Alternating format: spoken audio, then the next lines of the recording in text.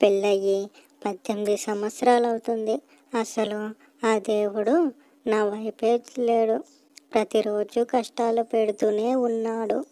అసలు పెళ్ళైన తర్వాత నుంచి సుఖమే లేకుండా పోయింది. ఎన్నిసార్లు చెప్పినా కానీ నా మాట వినకుండా ప్రతిరోజు పనికి వెళ్ళి సాయంత్రం తిరిగి వచ్చేటప్పుడు తాగి వస్తున్నాడు. తాగి వచ్చినవాడు సరిగ్గా ఇంటికి రాక దారిలోనే కింద పడిపోతున్నాడు.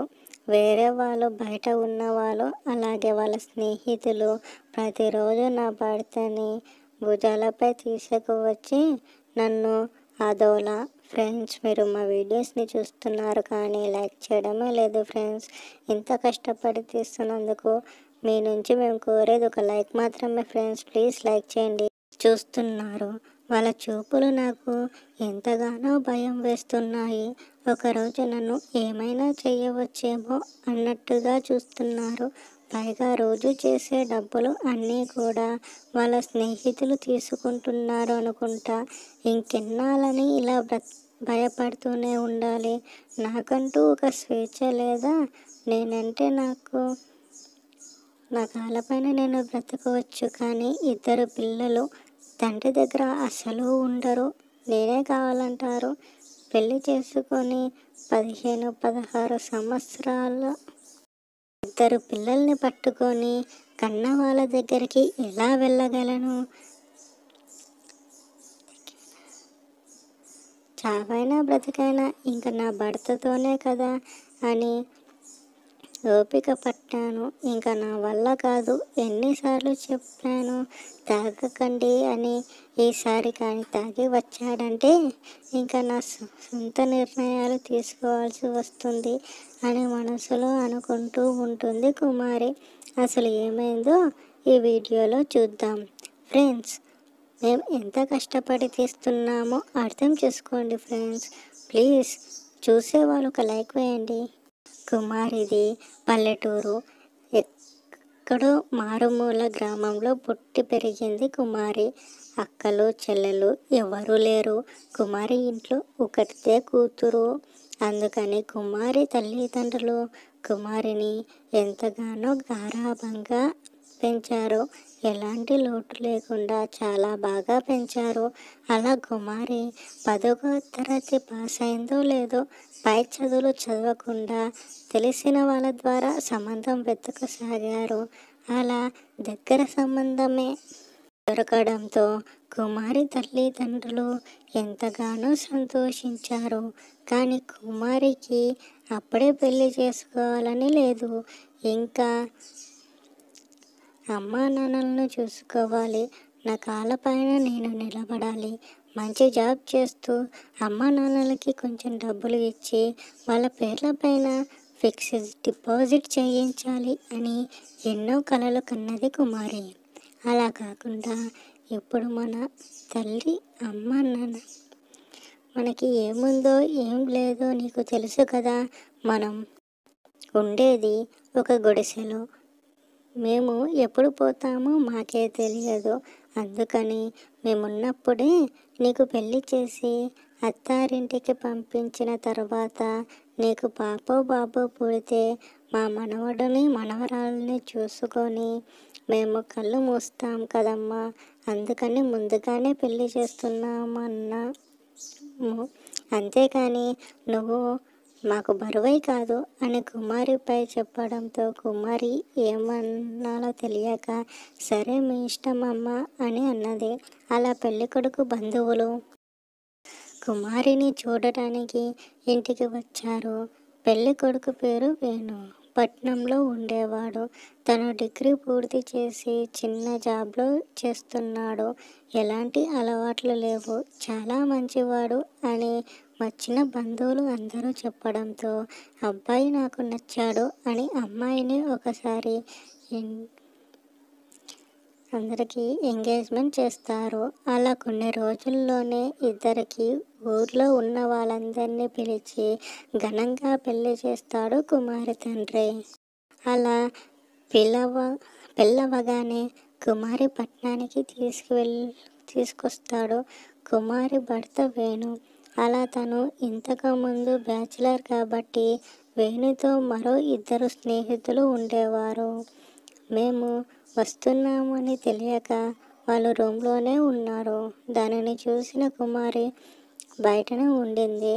అదేంటి మీ రూమ్లో ఇంకో ఇద్దరు ఉన్నారు అని వీళ్ళని అడిగేసరికి, నువ్వు రాకముందు నేను బ్యాచిలర్ని కదా, బ్యాచిలర్కి ఒకరికే రూమ్ ఎందుకు, అందరం కలుసుకొని ఒకే రూమ్లో ఉంటాము అని చెప్పాడు వేణు. అలాగే ఇప్పుడు నేను లోపలికి రావాలంటే వాళ్ళు బయటికి వెళ్ళాలి కదా, వాళ్ళు ఉండగా నేను లోపలికి ఎలా వస్తాను అని అన్నది కుమారి. ఆ మాట విన్న ఇద్దరు స్నేహితులు, పట్నంలో నుంచి వచ్చింది కదా, కొంచెం మర్యాద కల అమ్మాయేమో అని చెప్పి రూమ్ ఖాళీ చేసి వెళ్ళిపోతారు. లోపలికి రాగానే రూమ్ అంతా మందు అలాగే సిగరెట్ వాసన. ఏంటి మీరు తాగరని చెప్పారు కదా, రూమ్ అంతా ఇలా వాసన వస్తుందేంటి అని అడగడంతో, నేను తాగను, మా స్నేహితులు ఉన్నారు కదా వాళ్ళు తాగుతారు అని వేణు చెప్పాడు. అలా వారం గడిచిపోయిన తర్వాత వేణు తాగి రావడం గమనించిన కుమారి గట్టిగానే ఆరాధీసింది. ఎందుకు సంబంధానికి వచ్చేటప్పుడు అసలు తాగుడు అలవాటే లేదని మీ కుటుంబం అంతా చెప్పింది. తాగడం లేదు కాబట్టి మా నాన్న సంబంధానికి ఒప్పుకున్నాడు, లేదంటే మొహం మీదే చెప్పేవాడు ఈ సంబంధం వద్దని. ఫ్రెండ్స్ ప్లీజ్ లైక్ చేయండి ఫ్రెండ్స్. కుమారి అనడంతో కుమారిపై గట్టిగానే అరిచి ఇంకో మాట మాట్లాడకు అని చెప్పి రూమ్లోకి వెళ్ళిపోయాడు వేణు. అరే, తాగితే తాగావు కానీ ప్రతి వారం తాగు కానీ ప్రతిరోజు తాగకు అని కుమారి చెప్పింది. అలాగే అని చెప్పి ప్రతిరోజు కాకుండా వచ్చేవాడు, ప్రతిరోజు తాగి వచ్చేవాడు. ఎన్నిసార్లు చెప్పినా వినకపోయిన వారు. అలా సంవత్సరం తిరిగేసరికి ఒక బాబు, పైగా 6 నెలలు కడుపుతో ఉన్నది కుమారి. అలా మధ్యలో ఒక్కొక్కసారి బాగా తాగి రోడ్ల మీద పడిపోయేవాడు వేణు. అలా వాళ్ళ స్నేహితులు వేణుని భుజంపై తీసుకువచ్చి ఇంటి దగ్గర దింపి కుమారిని అదోలా చూసేవారు. పక్కన వాళ్ళు ఉన్నారు కాబట్టి సరిపోయింది, వాళ్ళు లేకపోతే నా పని అంతేనేమో అని అంతలా భయమేసింది కుమారికి. అలా 15 సంవత్సరాలు వచ్చిన వేణు ఇద్దరు కొడుకు కూతురు ఉన్నా కానీ ఎంత చెప్పినా వినలేదు వేణు. అలా ప్రతిరోజు తాగుకుంటూ వచ్చేవాడు. రేపు మాకు పెద్ద మనిషి అయ్యే కూతురు ఉంది, ఇప్పుడప్పుడే అలా కాలేజీలో జాయిన్ అవుతున్నారు, అసలు డబ్బే లేదు అని ఎంత చెప్పినా మొత్తుకున్నా కానీ వేణు మాత్రం ప్రతిరోజు పనికి వెళ్ళి వచ్చిన డబ్బంతా తాగేవాడు. పైగా ఏదైనా డబ్బు దాచుకుంటే వాళ్ళ స్నేహితులే నొక్కేసేవారు. ఎన్నోసార్లు చెప్పినా కానీ వేణు మాత్రం తాగడం వదిలేసేవాడే కాదు. పుట్టింటికి వెళ్ళిపోదాం అంటే ఇద్దరు ఎదిగిన పిల్లలు తండ్రి దగ్గర అసలు వెళ్ళరు, తల్లే కావాలంటారు.